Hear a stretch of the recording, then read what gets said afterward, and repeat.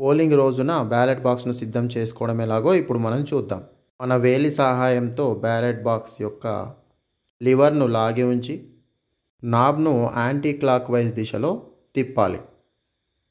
ఇప్పుడు మనకు ఇక్కడ బ్యాలెట్ బాక్స్లో ఓటు వేయడానికి నిర్దేశించినటువంటి ద్వారము మనకి ఇక్కడ కనిపిస్తుంది. లివర్ను అలాగే లాగి ఉంచి నాబ్ను మరి ఒక 45 డిగ్రీలు తిప్పినట్లయితే బాక్స్ ఓపెన్ అవుతుంది. ఖాళీగా ఉన్నటువంటి బాక్స్ను ఏజెంట్లకి చూపించాలి.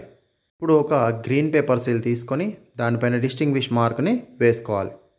దీనిపైన పిఓ మరియు ఏజెంట్లు సంతకాలు తీసుకొని దీనిపైన కనిపిస్తున్నటువంటి క్రమ సంఖ్యను నమోదు చేసుకోవాలి. గ్రీన్ పేపర్ సీల్ను ఇక్కడ కనిపిస్తున్నటువంటి ఓపెనింగ్లో నుంచి నెమ్మదిగా అమర్చుకోవాలి.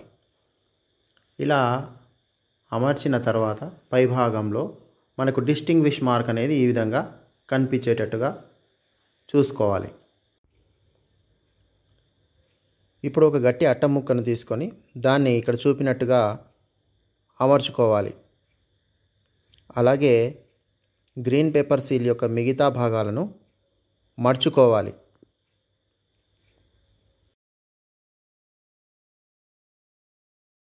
ఇప్పుడు బ్యాలెట్ బాక్స్ను క్లోజ్ చేయడానికి ఇక్కడ కనిపిస్తున్నటువంటి నాబ్ను గడియారం ముళ్ళు దిశలో 45 డిగ్రీలు తిప్పండి.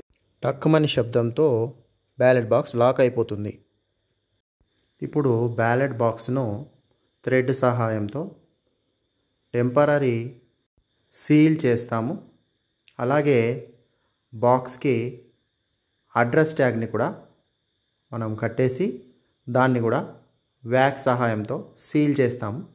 ఇప్పుడు బ్యాలెట్ బాక్స్ అనేటువంటిది ఓటింగ్ కోసం సిద్ధమైపోయింది. ఓటింగ్ అనేది ఉదయం 7 గంటల నుంచి మధ్యాహ్నం 1 గంట వరకు కొనసాగుతుంది.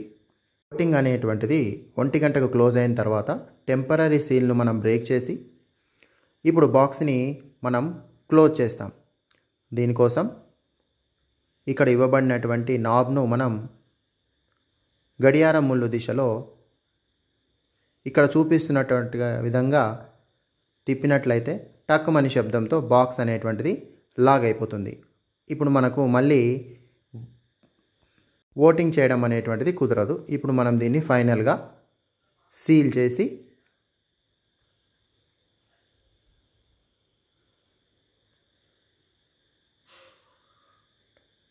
ట్యాగ్లను కట్టేసి దీన్ని సేఫ్ కస్టడీలో మనం అప్పగించాలి.